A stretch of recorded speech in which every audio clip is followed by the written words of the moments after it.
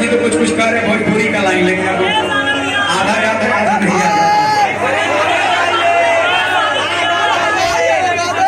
मेरा मुल्क मेरा देश। एक बात बताए, जब सर गाना सुनाइए रहे तो देशभक्ति नहीं सुनेंगे। आग लगाने वाला काम हम कर रहे हैं महाराज, तारीफ आप लोग कर रहे हैं।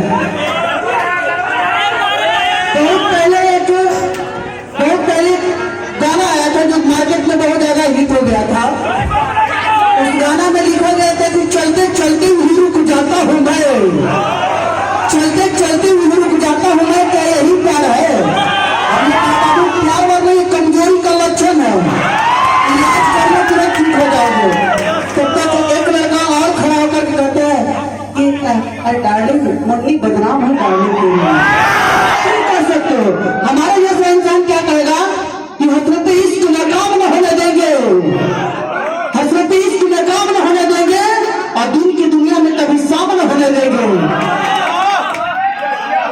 और उल्फत की सारी उलझने अपने सर पर ले लेंगे, लेकिन अंकुश सर कभी आपको बदनाम न होने देंगे।